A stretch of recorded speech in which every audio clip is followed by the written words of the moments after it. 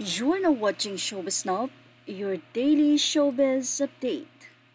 This is Ranvel Rufino. Si Ranvel Rufino ay isa sa mga businessman na talagang masasabi natin na may pera at po pwedeng mag-produce ng mga pelikula.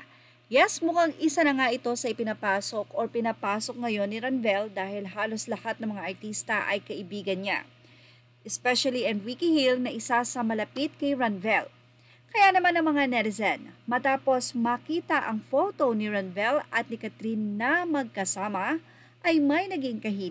Sa Instagram nga ni Ranvel Rufino ay binahagi nito ang photo with Catherine Bernardo.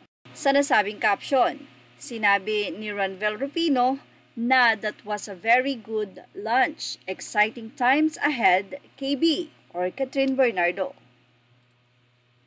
Sa nasabing lunch na iyon ni Ranvel at Catherine, makikita ang request ng mga netizen na sana nga daw ay magkaroon ng movie comeback or project na magkasama sila Catherine Bernardo at Enrique Hill.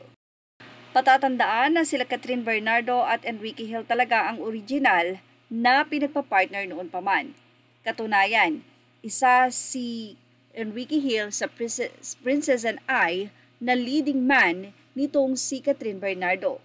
Pero kinalaunan nang makita na may malaking impact ang Katniel or itong si Daniel at si Catherine, kaya naman tila na bago ang twist at naging si Daniel Padilla at Catherine na nga ang naging leading character sa nasabing teleserye na iyon.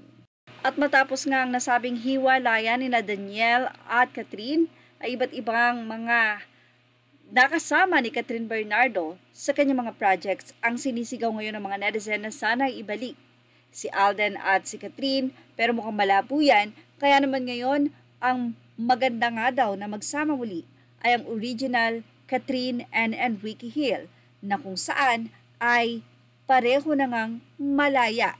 Well, wala pa mang confirmation sa Lisquen, pero ito na nga ay halatang halata na sa dalawa.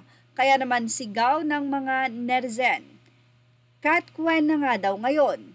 Sana daw ay matulungan ni Ranvel na magkaroon ng project ang dalawa since pareho na siyang malapit sa dalawa.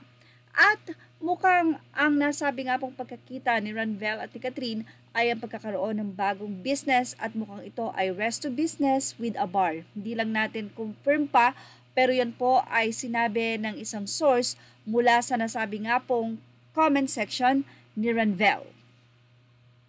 Anyway, mukhang mas magandang idea nga na magbalik ang Katniel kaysa kay Alden at kay Catherine. Ano po masasabi nyo, Sir Ranvel? Yan ang ating Showbiz Now update. Images are all credit to the rightful owners and thank you for watching Showbiz Now.